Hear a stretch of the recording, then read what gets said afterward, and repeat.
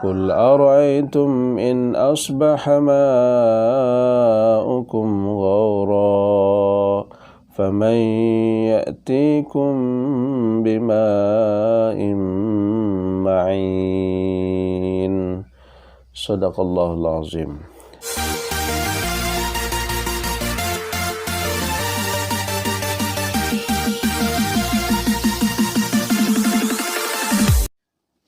Assalamualaikum warahmatullahi ta'ala wabarakatuh.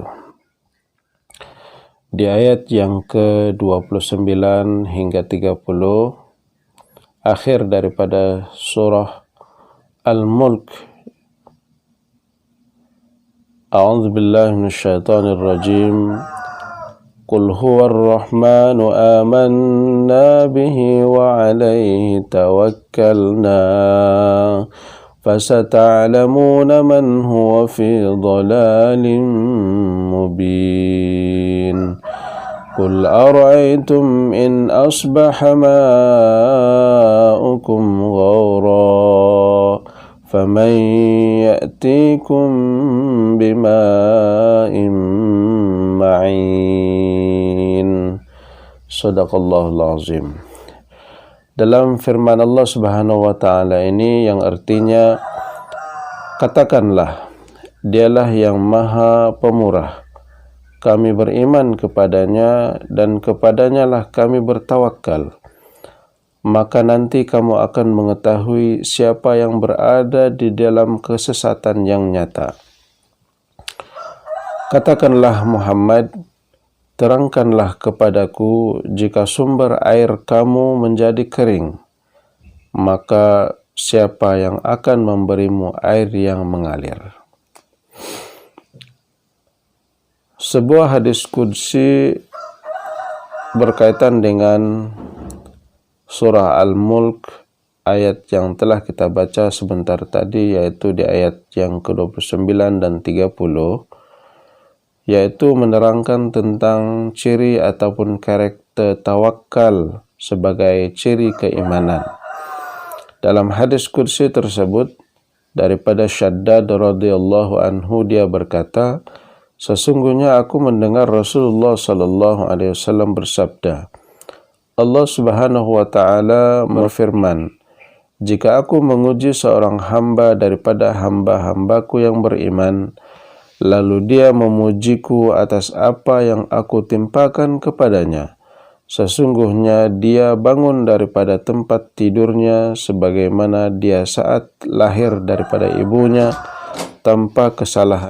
Allah berfirman, aku telah menahan hambaku daripada amal soleh, maka berilah dia ganjaran sebagaimana kalian memberinya ganjaran saat dia sehat. Hadis riwayat Ahmad yang dipetik daripada kitab As-Sahihul Musnad minal Ahadithil Qudsiyah, yaitu hadis yang ke-259.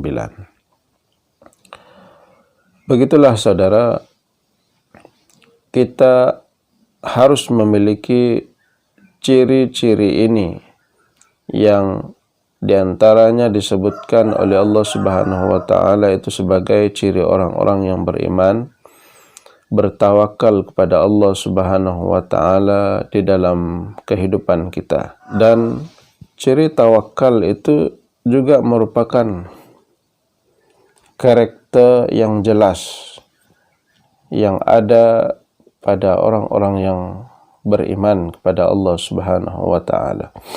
Ketika mana diuji dengan sesuatu, umpamanya sakit, kemudian dalam keadaan kepayahan dan keperitan tersebut, orang itu masih lagi dalam keadaan yang bersiap siaga, dalam keadaan yang siap untuk menerima, dalam keadaan yang penuh dengan redha, dan juga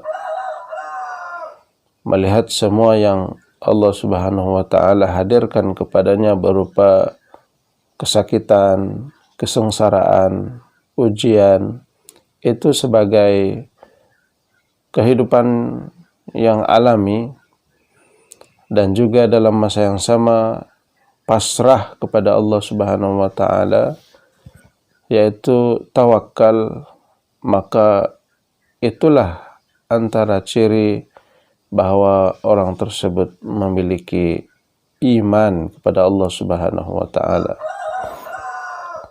Kemudian di dalam ayat yang terakhir daripada surah Al-Mulk ini, Allah Subhanahu wa taala menerangkan kepada kita, terangkanlah kepadaku jika sumber air kamu menjadi kering, maka siapa yang akan memberimu air yang mengalir? Menjadi penjelasan ataupun menjadi clue kepada kita ketika kita ini ditimpa apa-apa pun masalah, sama ada masalah yang besar ataupun kecil, ataupun umpamanya lah memang kita telah kehabisan sumber.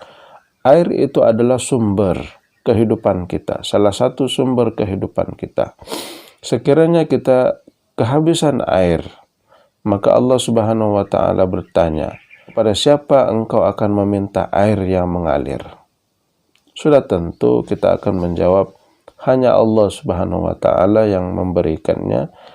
Hanya Allah Subhanahu wa taala yang memberikan air yang segar. Hanya Allah Subhanahu wa taala yang mampu mengalirkan air.